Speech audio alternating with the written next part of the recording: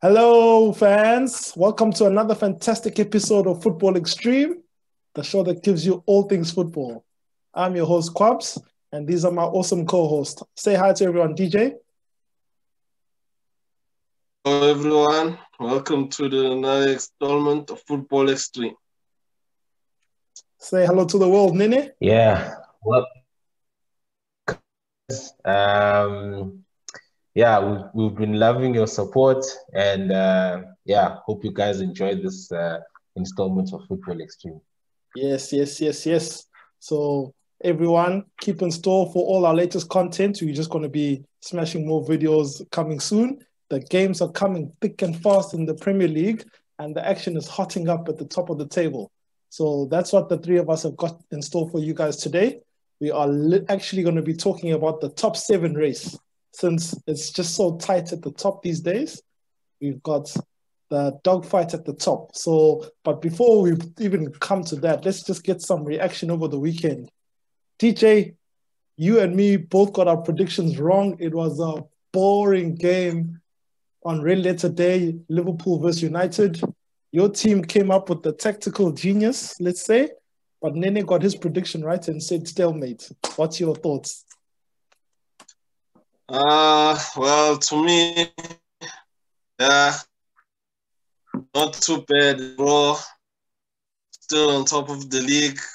However, Man City is catching up. So if they win the game in hand, they go top. And disappointing game though. Yeah, I was also disappointed. I really thought that Liverpool lacked the spark up front. It's like these guys are like grade 7, grade 8 football. Like they're snatching at the ball. They couldn't get any clean shots. Salah, I don't know where he's gone. Mane can't do anything.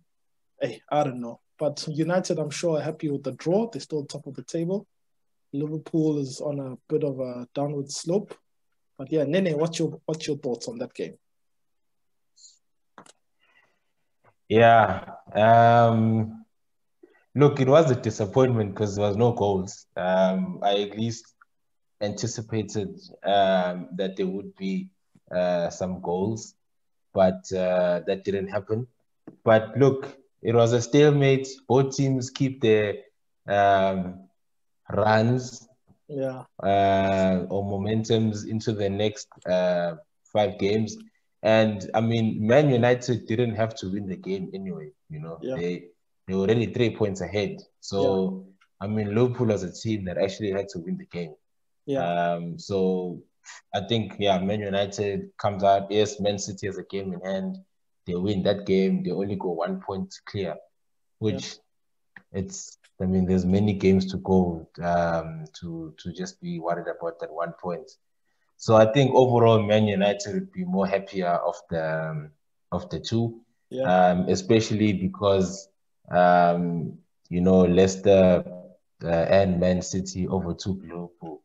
So Liverpool will probably look at it and say, "Hey, we could have been top, but now we fought."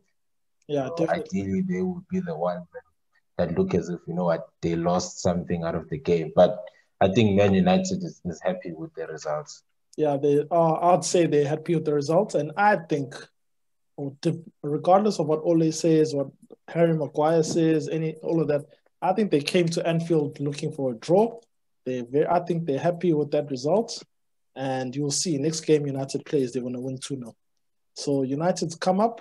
Liverpool need to do some soul searching, because the rest of the pack has caught up now.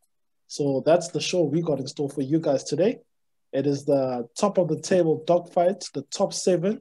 It is wild west today. So let's say, DJ, let's see what you got for us. We're doing wild card teams at the moment, so let's start at the bottom of the top 7. Actually, it's very close at the table because Chelsea are in 7th on 29 points. Yeah. So what's comments on them? What are their chances? Let's see. What are their chances of catching the top teams in the top fight? Chelsea are still finding themselves, so you don't know. One week they play well, the next week they fall off. They're so inconsistent. You don't know what's happening. And I don't think Frank Lampard has really got a settled first 11 there. So a lot of catching up for them to do because they are not yet on 30 points. At the top, those teams are going to 40 now. So sooner or later, if they don't catch up, they're going to fall off. And Champions League football might not even be there for them by the time they start catching up. Yeah, well, they're only 8 points behind. So you can see it as 8 points behind the team at the top at the halfway stage. And then all you need to do is win your big games, win the games against your rivals. And who knows where what the table could look like by the end of the season. Because this is a wild, wild west this season. Like, these guys are, as soon as you beat your rival this week and then you win the next game, you've gained momentum. So Chelsea, I think, 3 weeks ago, I was thinking Chelsea was going to challenge for the title. But now, that was back when Liverpool was gunning and Chelsea were gunning. Now both teams have fallen off the boil. They're sitting 4th and 7th. But Chelsea, I still think they're in it with the chance. They just need to figure out who their starting 11 is. Today they start Timo Werner. Tomorrow they'll start Tammy Abraham. The next day they'll start Olivier Giroud. So right now, I don't know if they know who their starting 11 is. Nene, what you say? Yeah, I do agree with you guys. It's getting the starting 11 sorted out for Frank Lampard because they've just been inconsistent.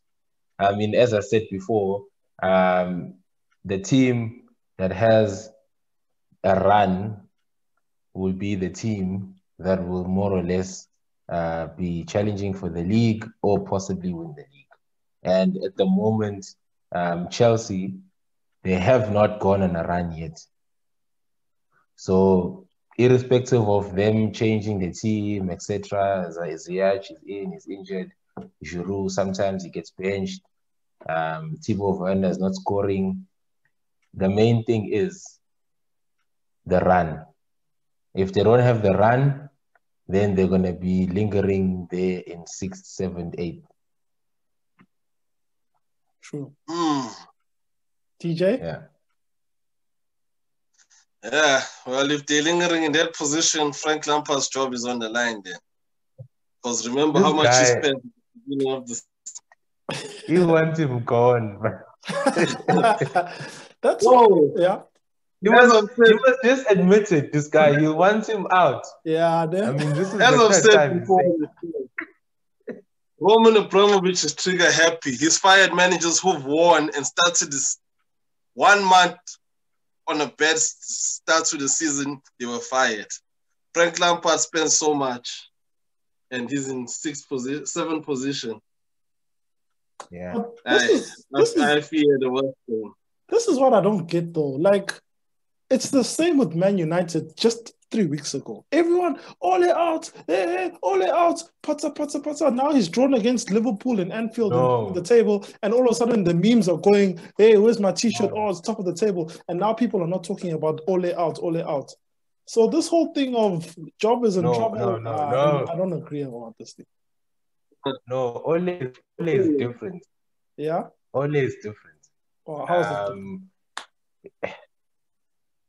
different? Has been given everything, right? Yeah. And last season when the team was not performing, it was because they had youngsters and they were inconsistent and everyone understood, but they still had a success.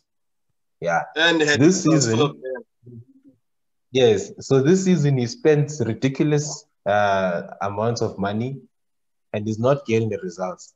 Unfortunately, you're not going to compare him to Ole. Okay. Ole, it's 1 or 2 signings per season, and he's been trying. Yeah. This guy, I think the players are not really, playing for him. Yeah. No, you're right. I think you got a point there because, if you're going to compare Chelsea, I think that's probably the reason why they're bottom of this pile right now. Chelsea, of all these teams, is literally the newest of all of the teams. Of Everton, Spurs, Liverpool, Leicester, Man City, Man United ahead of them. Chelsea's got new players in Ziyech, in Timo Werner. Christian Pulisic has only been there about a year and a half. Tammy Abraham's only been about a year. So they're still trying to figure out their pieces together. Oh, Thiago Silva at the back, Mendy, goalkeeper. So you had how much money was Ariza Balaga? He was a world record transfer fee. 1 year later, now they're trying to replace him. So they've got literally new players in all the pivotal positions, and Chelsea's still trying to figure out this melting pot into what is the good ingredients or in which is the way to go forward. But that's why I don't see why Frank Lampard's job is in trouble. If last year he was able to do all of that and finish in the top 4 with his youngsters, I don't think Roman's gonna fire him. I think he's fine. Just give him some time. Yeah. It's still halfway through the season, and he's just 8 points behind first place. So give him some time. DJ thinks I'd say let him finish the season. Carry on. Yeah. Let's see how it goes. All I'm saying, Roman Abramovich has a track record of letting. No, let him finish. Okay. Good point. All right. So Chelsea is in 7th on 29 points from 18 games. So let's see what they can do. They are, what is it? It is 8 points behind leaders Man United, who are on 37. So like I said, as you said, Nene, they need to go on a run. Liverpool had their run at the beginning of the season. Man United's got their run now. Man City is looking very good now, and it looks like Leicester's starting to turn around as well. So the key, as you said, go on a run, beat your rivals, and don't slip up against the weak teams. This is what Liverpool is forgetting. Yeah. They've dropped points to Fulham. They've dropped points on West Brom, teams in the relegation zone. You lose to those guys, they're going to get relegated with the points that you're going to wish you were able to win the league with. So that's my opinion. Yeah. Yeah, okay. So, but I think if you look at Chelsea, there is a possibility that they can start some form of a run because, I mean, they've got games coming up like Wolves, Burnley, they've got Spurs and Sheffield United. So I'm not sure about the Spurs game because that game is always unpredictable. Yeah. But if they can win against Wolves, Burnley, Sheffield United, and maybe beat Spurs, that will, restore some dignity to the team. Yeah, that Spurs game is going to be a real important one because, that's another one where it's a match against your rivals. So get that in and just beat Sheffield. Like I said, Sheffield's bottom of the log, so you need those points. And let's see. Yeah. And those fixtures are not easy. Hey, those teams that are fighting at the bottom, they are never easy fixtures. So if you are not prepared for them and you slip up, they'll take advantage of that and they'll beat you. Yeah. True. So they need to be very careful, really. But I think, they need to get it into their heads that if you can't beat your fellow top 6 or 7 team, then you have to beat the teams that I've just mentioned. And if you can't beat the teams that I've just mentioned, then they're not even going to be in the top 6. Yeah, true. Agreed. That's definitely true. Yeah. So let's go to our team in 6th, Everton, who have played 17 games, so a game in hand on almost all the other teams. 10 wins and 32 points. What's your feeling on them? I mean, Calvert-Lewin is out injured at the moment, so they won their last game without him. But what's your DJ? What's your feelings on Everton at the moment?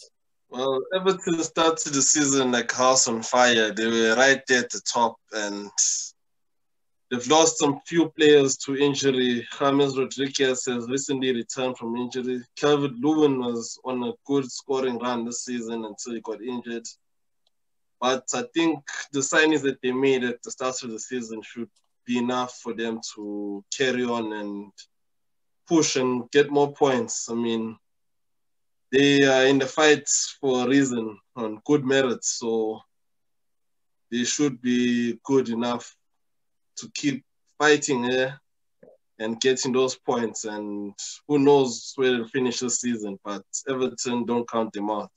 and on their day, they can shock any team in the Premier League. Do you think they should be buying anyone in the transfer window? It's not closed yet, or do you think their team is good? I did hear you saying something about they got good enough teams, but I don't see big name players that when City comes calling or when United comes calling, you can say, hey, let's lift up this team and let's get the 3 points. Well, I'd say they should buy at least another striker to cover Calvert-Lewin because he's been scoring for them. Richarlison, as good as he is, he's not your 20-goal-a-season striker. Yeah, He'll chip in here and there, and I've seen that they are linked to the 19-year-old Dutch striker Joshua Zirkzee from Bayern Munich. 19-year-old from a different league to the Premier League. I don't know how that would work out. I'd go for your more established striker. Someone who can handle the pressure, someone who can carry the team forward. So, yeah, let's see what kind of transfer business Everton have. No, I hear you. Yeah, 19-year-old to be back up to your top scorer, to carry the load, maybe coming off the bench, and when he's off form, you're coming from a one-team league in Germany, you're coming from the team in the one-team league, I don't think he's going to be able to carry it. Nene, what are your thoughts on Everton? Yeah, definitely the wildcard team of the season. I mean, we always knew that Carlo was a good coach, but we all didn't expect him to revive Chelsea the way that he did. Look, they've got a striker that who was also young, who was supposed to be a backup, Moise Kean, who came from Juve, and now he's out on loan. I think he's at PSG or something. I'm not sure where he is. Okay. And he's, I mean, if they need another night, they should just recall him back from the loan spell. I don't actually think they need another guy because he also didn't live up to expectations when he arrived at Everton. So that's one of the reasons why now he's out on loan. So I don't think that they need to get another 19-year-old to be backup. That and as you said, from another league, they rather just recall the player Moise Kean that's on loan at the moment and see what he can do. But I'm not sure because he never did anything while he was there. We know what he's going to do now. What do you guys think of Dominic Calvert-Lewin? How many more goals can he score? Nene, Karen? Oh, yeah. Look, when it comes up from injury, that guy, he's not your like your Aguero who scores a hat-trick and then he goes 8 games or 6 games without scoring. And then he scores like 4 goals in the game. So he's your 1 or 2 goals in every game, which is exactly what you need to win football matches. And that's what you need from a striker, look, this game he's going to score. This game he's going to score. This game is going to score. You don't need someone who's going to score a hat-trick and then go 3 games without scoring a goal. So that's what I like about him. So with that stat, definitely he's going to be scoring more goals. I'm hoping that he can at least get to 20 for the season. Okay. At least 20. Yeah. DJ, what do you think of Dominic Calvert-Lewin? Oh, great striker. Everton's faith in him has paid off this season. As you can see, how many goals he scored already, and they'll be hoping to get him back as soon as possible for him to regain his match fitness and carry on where he was before he got injured. So, yeah, I'd also like to see him get those 20 to 25 goals per season. That would really help Everton a lot in terms of qualifying for Europe as well. Yeah. Okay. And what you guys think about the ceiling? What do you think Everton's ceiling can be? What's the top that they can probably wish for, seeing what's happening in this season?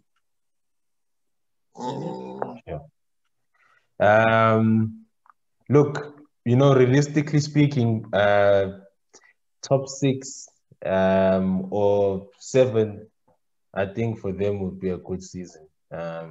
You've got the original top 6 that was there, and obviously Arsenal slipped out, so probably they can assume the position. So I'd say for them, it's a top 6 would be a good one. And then maybe next season they can see if they can push on further. All right. DJ? I'd say, top 6, really. But Ancelotti is a good coach, he's an ambitious coach. I'm sure he'll do his best to get them as high as possible. So even for 5th position as well, it's not beyond them. They can make it there. I mean, there's still a long way to go in the season. Teams are going to fall off, drop points. Players are going to get injured. So, 5th or 6th, really. That's where I see Everton finishing up the season. All right. Okay, so let's shift gears now to, I think, in my opinion, one of the wildest of the wild cards. Tottenham Hotspurs sitting in 5th in the Premier League table on 33 points and 4 points off the top. So Harry Kane and them boys, Harry Kane, Son Heung-min, Steve Bergwijn, all those guys. Well, what's your guys' thoughts on how Spurs are doing? Yeah, Spurs. Mourinho has got his spark back, if I must say, because he's really pushing those guys. I think with Pochettino, after the Champions League final, they fell off. Pochettino was fired. Mourinho came in, tried to do things, but they didn't quite work out. But this season has been good for him. So, Spurs, top 4, I count them in. They'll be fighting there. And as long as Harry Kane is fit, don't count them out yet. That's it. Nene? Spurs is always in the mix, man. Ever since they broke into the top 4, they've always been in the mix, the top 5, top 6, top 4. Hell, they even finished 2nd once upon a time. So there's no doubt that they're going to be in and around that area. But Jose Mourinho is very experienced with managing teams that sit, in those positions. So for me, ideally, I think for him, he'd want to win the league. If you look at the Spurs team now, this is probably the best team, they've had for a while. And if you look at Son, Kane, they're not exactly getting any younger. So if they start, getting tired, then I highly doubt that they're going to be that Spurs will have the same fight and intensity that they've got to be in and around that area. So look, 2 things can happen. You're lingering in the top 4, top 5 for many years. You either go up and win, or you fall out of the top 6 completely. Yeah. So for them, I think they're playing in that space where, guys, what are we doing actually? Are we just making up the numbers in the top 6 and doing other teams a favor? Or are we going to try and win the league? Or if not, these guys will get tired or they get fed up and they'll start falling out of the top 6. Yeah, true. And Jose Mourinho's got that track record, that 2nd season at every club he's ever been at, there's silverware in the cabinet. So that's another thing that Spurs, they have a dry trophy cabinet. This has been years. And how long are you going to... So, Karen, DJ, sorry? And don't forget, they're in the final of the EFL Cup already. They'll play Man City. Yeah. And Mourinho, Chelsea, his first stint at Chelsea, the first trophy we won with them was the EFL Cup. Man United, the first trophy we won with them was the EFL Cup. Can he make it a hat-trick with Tottenham? Yeah, I think he can. Watch the space. Of course he can. He's a special one. He's the special one, true. I think he can, but it's Man City on the other side, so that's it. Nene, I think you had a question for us regarding Spurs. Yeah, man. Look, Harry Kane is 27. And how many times have we seen players, when they get to that age, they start wanting change, and to get some silverware. Will he be loyal and stay at Spurs irrespective of whether they win anything, or will he try and seek a move to get some silverware? Here's my thing. I think as all points point to the fact that this is the time, this is the season for Kane. One more burst. This is the last chance. EFL Cup final, they're there. He needs to play out of his mind and bang in the goals, get that trophy. Because if he doesn't, that means all signs point to Premier League trophy or FA Cup. I don't even know what happened with them in the FA Cup at Spurs. Do you know if they won or lost? I don't even know. But if they don't win, I say, they won. Okay, so then the next round of the FA Cup. But if they don't win, I say he has to go gung-ho for the Premier League. And if he doesn't get it, Pep Guardiola needs a striker and he's going to leave Spurs at the end of this season if they don't get a trophy. That's what, if I'm Harry Kane, I'm saying this is my last chance. Jose Mourinho wins trophies in the second season. They're looking sharp at the moment. They went through a dip.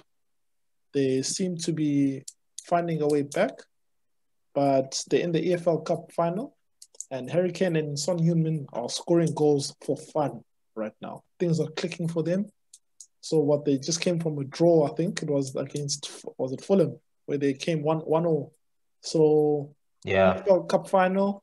Otherwise, win the Premier League, or Harry Kane goes to Man City. Man City needs a striker. Harry Kane next season if he doesn't win the Premier League. DJ, you want to answer the next question next? Harry Kane, right now, he's second on Tottenham's all-time leading goal scorers. I think number one is about 70 goals, if I'm not mistaken, in front of him. But at the end of the day, you cannot be satisfied with just being number one striker at a team if you're not winning trophies. So, personally, for me, Man United need a striker like Harry Kane. And he's the type of striker who would take United to the next level in terms of the goals that he scores and contributes to the team. So if Tottenham does not win anything, he might be considering a move elsewhere. And remember, not too long ago, this guy was linked to Barcelona's and Real Madrid's due to his goal-scoring form. So at 27 years old, who knows? Football is not that predictable. One injury and you just fall off. Look at Michael Owen. As he was younger, he played for all the teams, scoring goals. So got one bad injury and that was it. He was injury prone like that. But Harry Kane needs to make that decision and he needs to make it fast because time is running out. And what's the difference between Harry Kane and Michael Owen? As you said, Michael Owen was banging them goals for Liverpool, but he left Liverpool, went to Real Madrid, and then when he came back to the Premier League and joined Man United, he's got the one Premier League trophy. So he has at least got a Premier League trophy in his cabinet by the time he retired. So decisions for Harry Kane. Yeah. I wouldn't like to be him right now. There's that dilemma, but as a player, you need to make that decision. Robin Van Persie made that decision as well. Yeah. That he win something and he left Arsenal for a rival. So, definitely. Harry Kane, what's it going to be? I would say Harry Kane, win the trophy, or Pep Guardiola needs a striker. He doesn't want him to go to United. Okay. Yeah, look, man, Spurs have got some crazy fixtures coming up. They've got Liverpool. Yeah. They've got Chelsea and they've got Man City. 3 big teams in the next 5 games. So if they're really serious about sending out a message that they want to win the league, they definitely need to do some damage in those games. Yeah. Those are important games there. Yeah. Those are important games. Yeah. And looking at the transfer rumors as well, Eriksen is linked to the move back to Tottenham, while Dele Alli is linked to PSG. So we don't know what's going to happen. Personally, for me, I don't know why they let the guy go in the first place. And if not even a year has passed and you want to bring him back. Yeah. So I'm just questioning that decision by the powers that be at Tottenham. Why sell the guy and not even a year later you want to bring him back? Yeah. It was a contractual issue. I think he wanted a bumper contract, more money, etc. And also he didn't understand a new contract. So these guys didn't want to take a chance, to wind down the contract, hoping that he signs, like how Arsenal always stuffs up all the time. Yeah. So they decided to cash in when Inter came calling. Yeah. It's good so business. For me, it wasn't bad business. I mean, Spurs always does good business. Yeah. And quite frankly, they don't really need Eriksen. I mean, they're fine. They're fine as they are. They just need to be consistent. But bringing back all players, I mean, Gareth Bale is not even playing. Yeah. I don't really understand the concept of bringing back all players. Yeah. Yeah. Never works out. I don't understand what's going on with Bale either. They say he's injured, yes.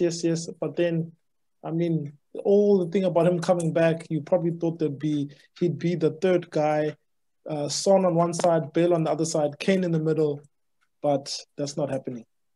So let's see. Eriksen, he wanted to leave, and now he's regretting. Look at Coutinho. He left. He regretted it. Liverpool said, cheers, bro, we don't need you. So Spurs must do the same thing. So, yeah, let's move. Yeah. Sorry, say that again. Yeah.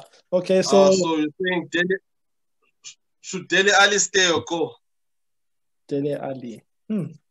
I just think he should pick up his socks, man.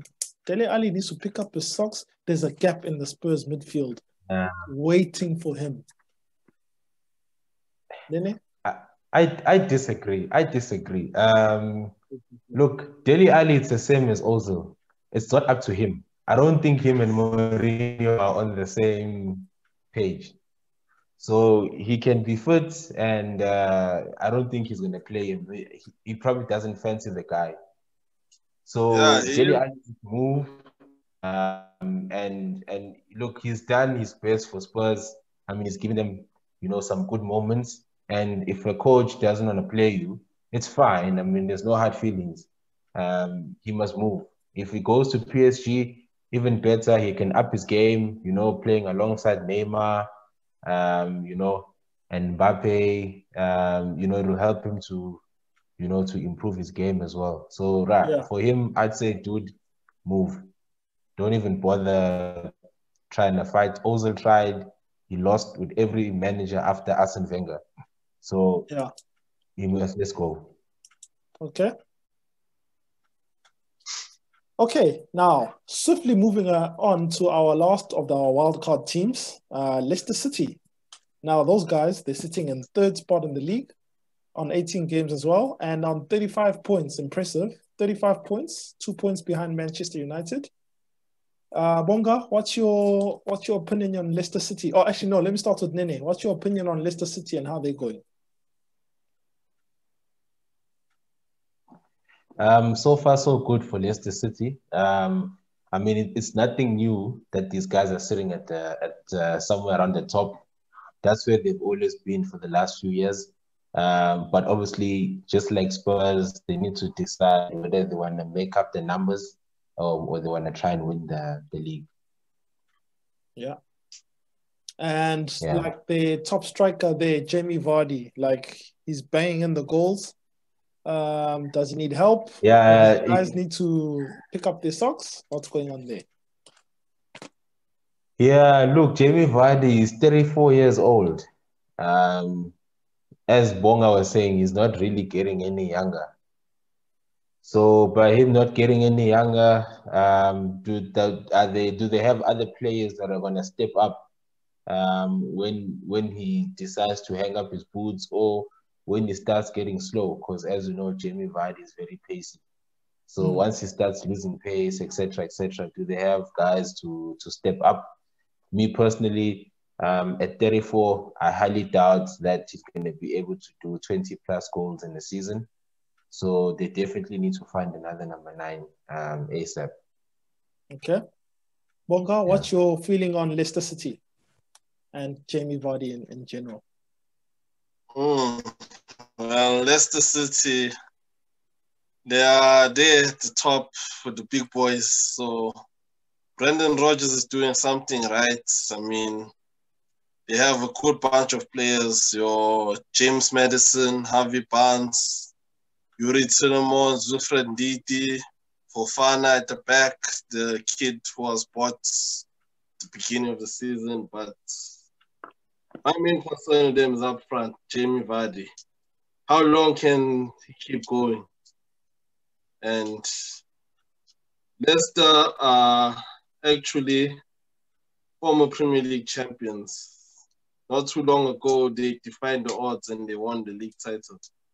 And I think,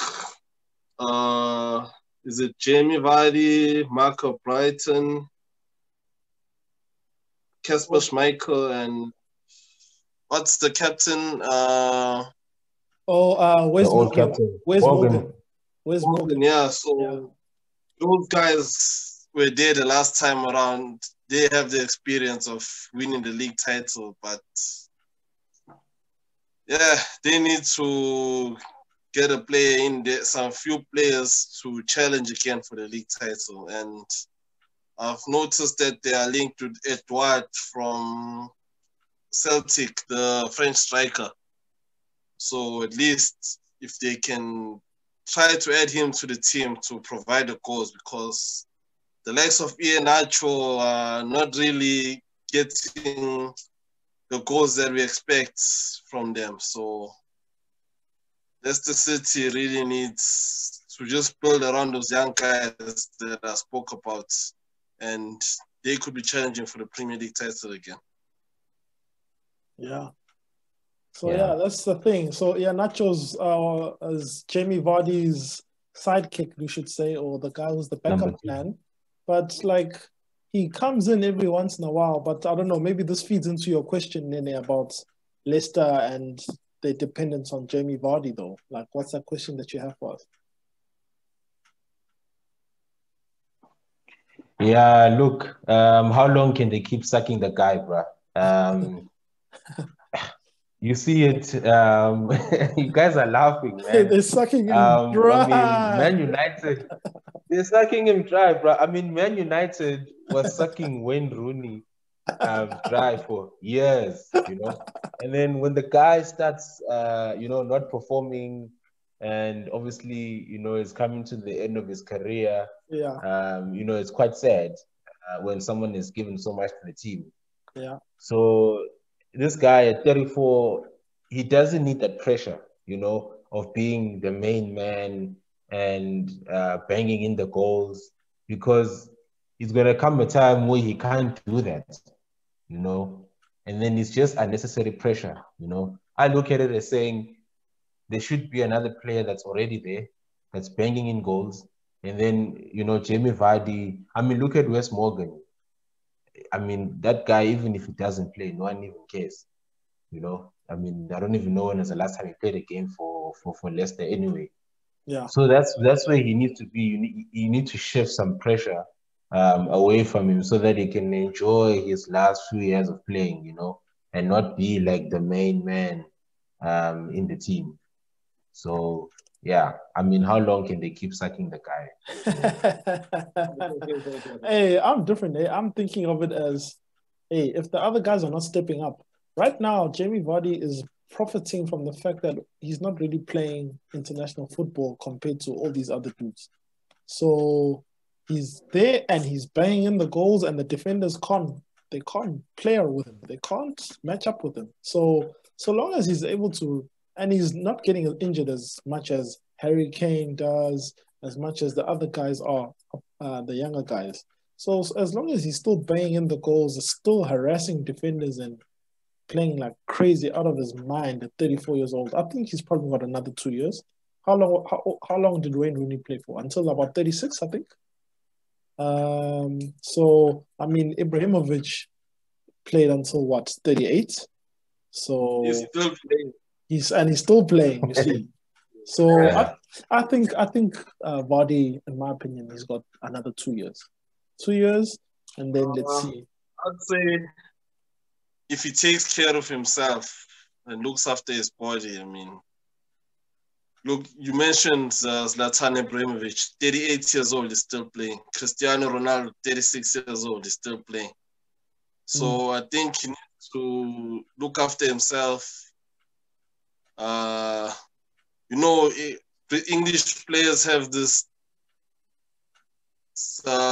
thing about them where they drink a lot of beer, go to the pubs.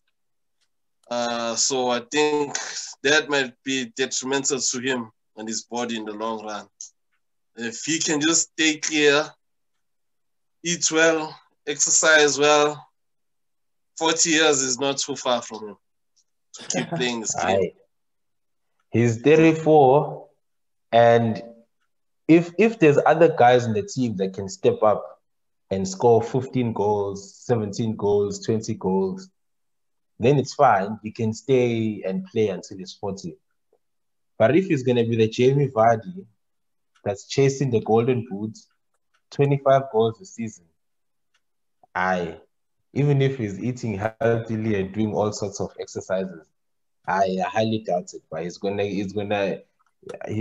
get fatigued, tired, and when he loses form, he won't get it back. He needs to start, step back, other guys in front. Yeah, that's why I said 2 years. Physically, probably I say 2 years that he can still be Jamie Vardy. But who's stepping up?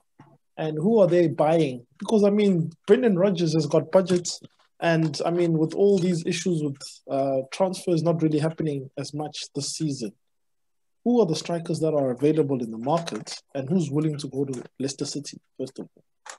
So, unless Leicester's got strikers that they're looking at and have the money, and those other teams are willing to sell them, they want to keep sucking this guy dry until someone steps up. Iheanacho's had chances. So Iheanacho's being used as a substitute here and there, but Vardy's delivering the goods. So for me, if you're delivering the goods, keep playing. Drogba played, and then he was off the bench, and then his last season won the Champions League. And how old was he? 37, 38, I think, when Drogba won the Champions League with the winning goal. So till the guy's legs fall off, or unless there's another striker there pushing him on the bench, he's going to play. I think he's got 2 years until his legs fall off. Okay. Yeah. Well, Real Madrid recently loaned Jovic back to his old team. That's another striker who Leicester could have went for in the January window. Sign him on a short term.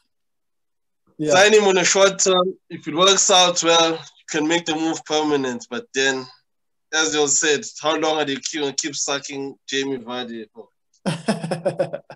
There's Patrick Bamford there at Leeds United. Maybe if he makes a step up. Bamford was at Chelsea before. It didn't work out for him. He settled at Leeds. He's the main striker, so I doubt he'd be willing to risk it now. Maybe if he can be guaranteed first team football, who knows? I mean, football is a crazy game. Players can be here today, gone tomorrow. Yeah. But let's see. Let's just hope that for Brendan Rodgers, he is looking at other players out there. He has a plan. And Jamie Vardy would be used less and be more fit and contribute more to the team than he is at the moment. Mm-hmm. Yeah. Okay. Yeah. So quickly, what's your prediction about Leicester City? Where will they finish in the league? They're currently 2 points behind Man United, but what's their ceiling that they could probably aim for realistically? Okay. Let's say fifth. Fifth. Because the squad is not big enough. The squad is not big enough. We saw last season, it went down to the wire. They lost against Man United in the last game of the season and ended up being fifth. Yeah. After being in the top 3 for most of the season, they just fell off in the end. So yeah, fifth position for them, I'd say. Yeah. Okay, Nene?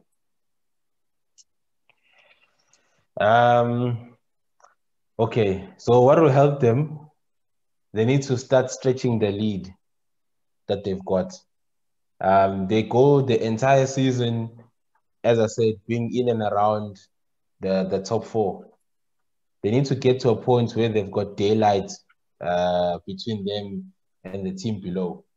So for as long as the gap is your 2 points or 3 points between all the teams in the top 6, then I highly doubt that they'll get top 4. Then probably, as Bonga said, they might get top 5.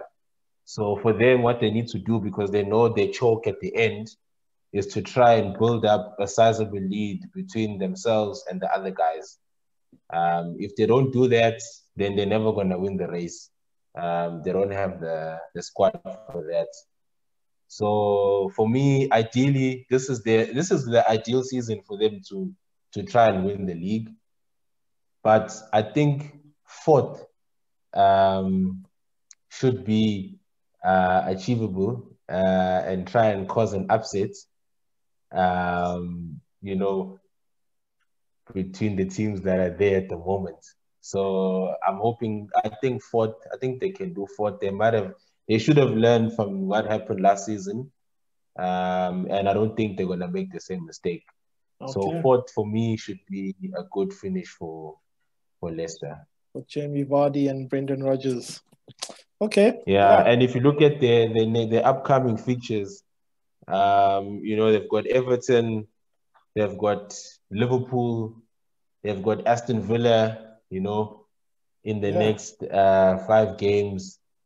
So those are 3 games that, if they can get good results, maybe 7 points, maybe a win against Villa and Everton, and a draw against Liverpool, then we can say, okay, these guys mean business and, they can push on. Yeah. But if they fall apart, then it's just going to be a same season where they're just there for the numbers. Yeah, definitely, because I think that's the main reason why they finished 5th. As you rightly said, they fell apart at the end, not collecting the points to solidify their top 3. They could have finished 3rd. And then these matches, the Everton game, the Liverpool game, those are the games that they need to score points if they're going to try and finish 4th. Otherwise, it'll come again to the last 3 games of the season, and then they're going to finish 5th on goal difference or finish 5th by 2 points. And then they're going to look back at the Everton game. They're going to look back at the Spurs game. They're going to look back, that kind of thing. So, yeah. Anyway. Because I think for them, look, Everton and Villa, it's teams that are sort of fighting for the same thing they're fighting for. They have to beat those 2 teams. It's simple, No draws, they have to win those maximum points, and then they can look at the Liverpool game, what happens there. Yeah, true.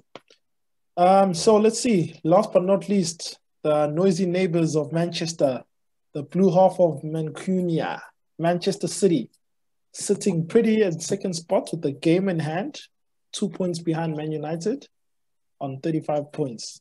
Now, the thing that interests me, because I like looking at every little stat. So if I look at goals for, Man City are on 29 goals scored, which is the lowest of the top 7. The lowest. But at the same time, they've got the best defense of the top 7, with a goal difference of 16, which is equal to Liverpool and Spurs. So with the ups and downs Man City's had in the beginning, they were just not kicking on and just not happening. No Sergio Aguero, but somehow they've kicked up a gear now and they've moved into second spot. Technically pole position, because if they win their game in hand, they top, but games in hand are not points on the board. Everybody knows that. So, DJ, tell us now, what's your feeling on Man City? The Sergio Aguero-less Man City at the moment. Well, actually, I think he is back.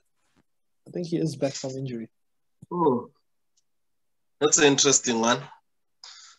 As you said, they've scored the least amount of goals from the teams that are there in the top 7. That's not what we use of Man City doing. Yeah. They usually amongst the most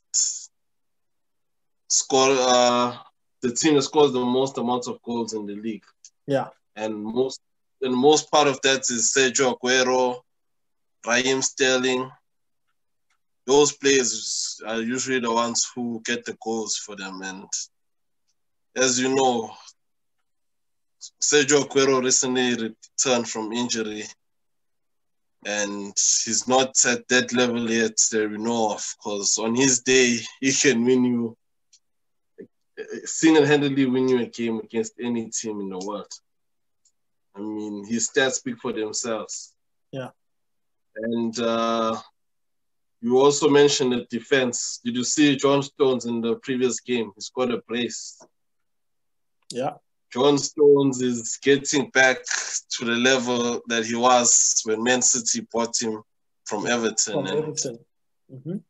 The amount of money that Man City has spent on that defense,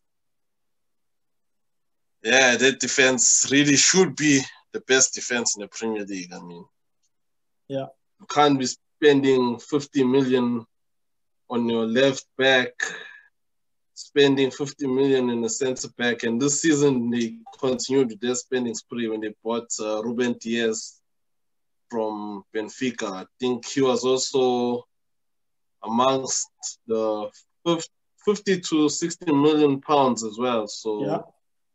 And him and John Stones are really forming a good combination at the back. Yeah. You can see since they've been partnered up, the clean sheets that the team has kept. And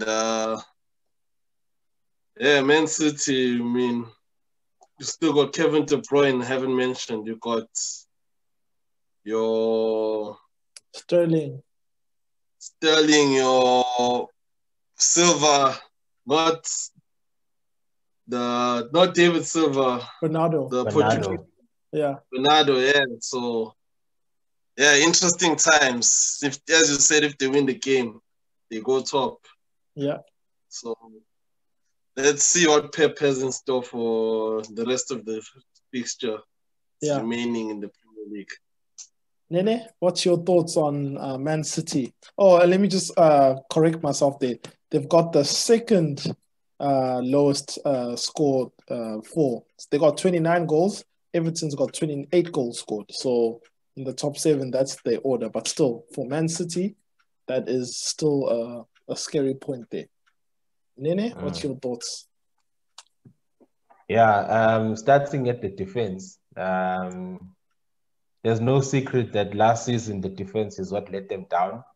And it's one of the reasons why they fell behind Liverpool by like, what was it, 18 points? Yeah. Last season. So, you know, had they had the Laporte in there, John Stones at his best, you know, it could have been a very different season for them because they were banging in goals left, right, and center. So this season, if they knew, look, we've got a defensive problem, they've got the guys in, and they've just been, I mean, Ruben Dias, I can see John Stones because, you know, he's been there, you know, before. But, you know, Dias, it's amazing. I mean, he just got there, and it's also during COVID season, you know, no fans, you know, so the motivation is not the same as the other guys who, you know, who actually understand what it's like to play for, you know, for Man City. You know, they just got there and they're just playing football, you know, there's no fans. So, you know, for him to excel so much, I mean, it's brilliant. So, yeah, the defense is sorted. Now it's just up front. And look, there's no doubt that they're going to be banging in goals. That stat for now that they low, it's just for now. Once Mahrez starts firing, Bernardo Silva starts firing, Raheem Sterling starts firing, Sergio Aguero comes back and they start firing, Kevin De Bruyne starts scoring 10 goals in a season, then you're going to see that they're back because they know now they're comfortable that the back is covered.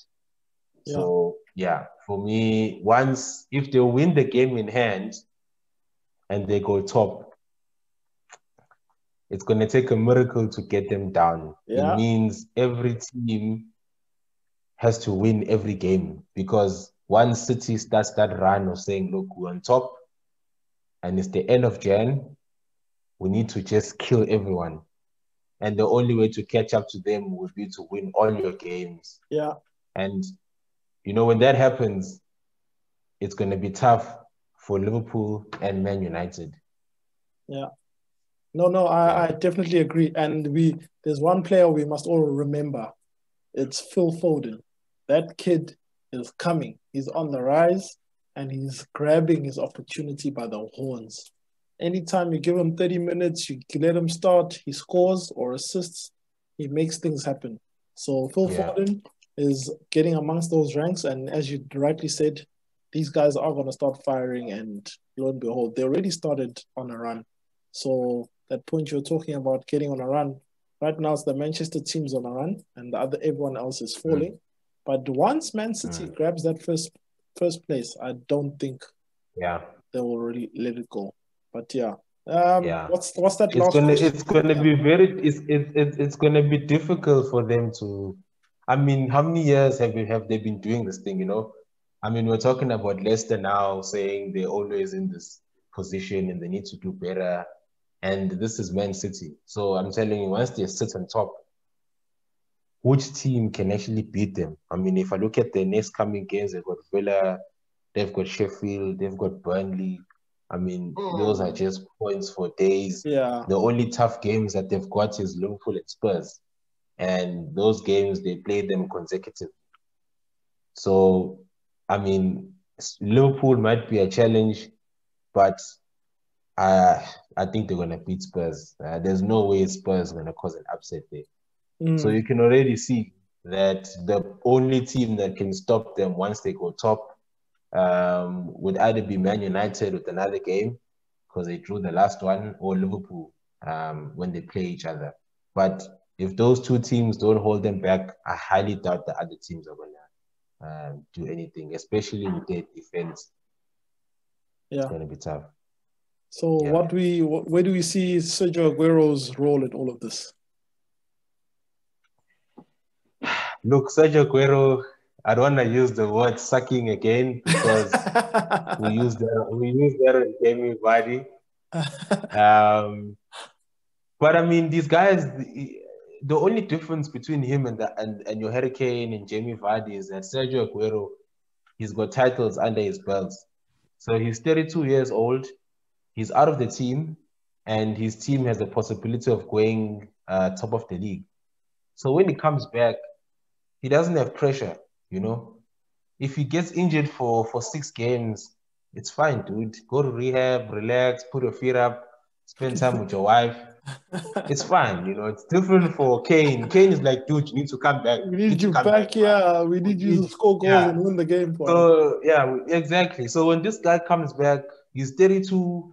He's also a bit, but he's got no pressure at all, So he can come in, he can score the goals, and the team will win the league. It's fine. He cannot come in at all for the rest of the season. They'll make a plan. So he's very different compared to the other guys. But hey, I still think that Jesus is not good enough to get into Aguero's shoes. I'm not so sure about this Torres guy that they bought. Yeah. So I don't know whether they need another number 9 or not. Maybe they do, especially if they need to maintain their position. Yeah. I think for me, if I'm Pep, if Aguero's contract comes up, I think there's talks with Aguero's new contract. I'm not sure. I think I heard something. But if it's me, since he's 32 and injured, I'll still offer him a new contract. This is Sergio Aguero. So offer him a 1-year extension. Do what Chelsea does to all the great players, especially when you're winning trophies. Or 1-year extensions after 30. 1-year extension until he retires or leaves. But you need that guy in your team. DJ, what's your thoughts? Yeah, Sergio Aguero, where do I start? When he's not in the team, you can see the likes of Gabriel Jesus are just not good enough. The team is the reason why they are amongst the second lowest scorers in the team, the top 7, is mostly because Sergio Aguero has not been there, he's been injured. So you need to get him back in the team as quick as possible. And another striker would be an option, but Pep Guardiola said no when he was asked about that. So I don't know. You might need one because the race is hot at the top. It's going to be interesting to see how they do manage to do with Sergio Aguero back, and then if he gets injured again, how long will the defense keep them in the title race? So, yeah. Let's see what Man City is all about this season. Sure. On that topic of transfer rumors, what do you have for us there, DJ, in terms of transfer rumors in and around the league? Mesut Ozil arrived in Turkey ahead of his proposed move to Fenerbahce. The Bundesliga has some really good talent that are being linked to move to the Premier League. Jadon Sancho, Erling Haaland, David Alaba, and Dayot Upamecano. And yeah, let's see which teams splash the cash. I mean, we all know transfer deadline day on the last day of the transfer window. Teams just splash. And then you ask yourself, why were they not splashing in the beginning of the window when the window started? It's not like the cash wasn't there. So why now, on the final hours and minutes, you are on this run trying to get players registered and trying to sign the players out there, and you have this crazy transfer fees that teams just skyrocket for some reason, even for average players. I mean, in the past, we've seen transfer deadline day, record transfers. The transfer record is being broken in the Premier League. So let's hope it does not come to that again. Yeah. I love transfer deadline day drama. I love it. You know, when you're playing FIFA and I'm on manager mode and it's transfer window, and then on the last day, and then the news just keeps going, transfer deadline day, 6 hours remaining. I love it. So we're going to do a transfer show here on Football Xstream. So watch out for it, guys. That transfer deadline day stuff, we're going to cover it. We're definitely going to cover it. Nene, what do you think of Ozil's move to Fenerbahce? Yeah, man. Look, I'm happy that the guy has moved on. Look, he loves the team. He loved Arsenal, but look, the love wasn't returned. So there was just too much stuff going on in the background. Hopefully someday, when he decides to reveal it all, when he's retired, we can understand what actually happened. But it sounds like it was an issue that he was left out of the squad. So obviously, I mean, if someone of that magnitude can't make the team, and it's not because there's other teams that are better than him, it's something else, then obviously he needs to, it's time for him to go. So I'm happy that he moved. He served us well. Just really unfortunate that, you know, he got left out of the team. You know, I mean, it's such a bitter taste to swallow. you know, at the end of his career at Arsenal. So happy for him. He's Turkish, so yeah, all the best. Yeah. Yeah, well, that puts a bow on another jam-packed episode of Football Xstream, gents. Thank you so much. You guys, we are like a panel of pundits here. So the show that brings you all things football with your big super fans here, Kwabs, Nene, and DJ. So yeah, thanks guys for watching another fantastic episode. Nene, put a bow on it for us, and let's just say goodbye to everybody. Yeah, no, man. Thanks for watching, guys. Yeah, as we said before, we've got very unique content. We hope that you guys will love it. Different approaches to how we do the shows. So yeah, just keep watching our videos and subscribing and liking our content, and it will only help us improve. And do leave us some comments as well. Definitely. DJ, parting words, parting comments? Well, thank you everyone for tuning in to another installment of Football Xstream. Remember to subscribe to our channel, like our page, and yeah, thank you so much for your support, guys. We wouldn't be doing this if it wasn't for you. So just keep on watching the space as we're going to keep bringing you all the updates on everything that's football in the Premier League. And yeah, thank you. And I've been hearing people talk about when we're going to do a PSL episode. We will do a PSL episode. Just stay tuned. We will do a PSL episode one of these days. So yeah, definitely. Guys, thanks for tuning in. Till our next episode of Football Xstream. From me, Kwabs, and Nene, and DJ. It's ciao for now, guys.